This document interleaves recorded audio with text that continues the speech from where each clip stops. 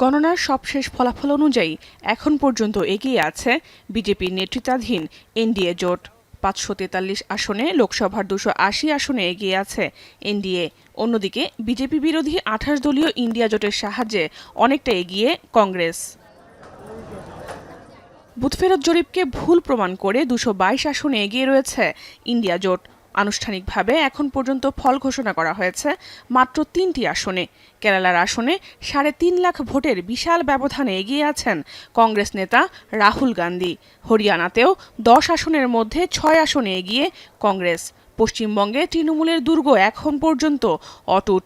ভোটের আগে মুখ্যমন্ত্রী মমতা বন্দ্যোপাধ্যায়ের দলের ভরাডুবি নিয়ে কেন্দ্রের ক্ষমতাসীনদের আত্মবিশ্বাস এখন অনেকটাই ম্লান। বিজেপির সবচেয়ে বড় আস্থার জায়গা, ভারতের সবচেয়ে জনবহুল রাজ্য ৮০ আসনের উত্তরপ্রদেশেও অস্বস্তিকর অবস্থানে ক্ষমতাসীনরা। খোদ প্রধানমন্ত্রী নরেন্দ্র মোদী হাড্ডাহাড্ডি লড়াইয়ের মুখে পড়েছেন বেনারসে। আমেথিতে বিজেপির আলোচিত মন্ত্রী স্মৃতি ইরানিকে ১ লাখের বেশি ভোটের ব্যবধানে পেছনে ফেলেছেন কংগ্রেস প্রার্থী কিশোরী লাল। তবে মধ্যপ্রদেশের ২৯টি আসনের সবগুলোতে আধিপত্য ধরে রেখেছে বিজেপি। অন্তত ৪০০ আসনে জয়ের লক্ষ্য নিয়ে প্রচারণা চালানো বিজেপি ৭টি বুথফেরত জরিপেও নিরঙ্কুশ জয়ের স্বপ্নই দেখছিল।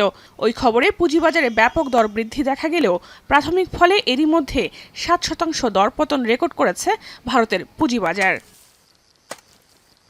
বিশ্লেষকরা বলছেন, বেকারত্বই বড় ধাক্কা দিয়েছে বিজেপির সংখ্যাগরিষ্ঠ সরকার গঠনের স্বপ্নে। গেল এপ্রিলে ভারতে বেকারত্বের হার ৮% ছাড়িয়ে যায়, যা ১ মাস আগেও ছিল ৭.৫%-এর কম। জাহানারা ভুঁইয়া, এখন বিশ্ব।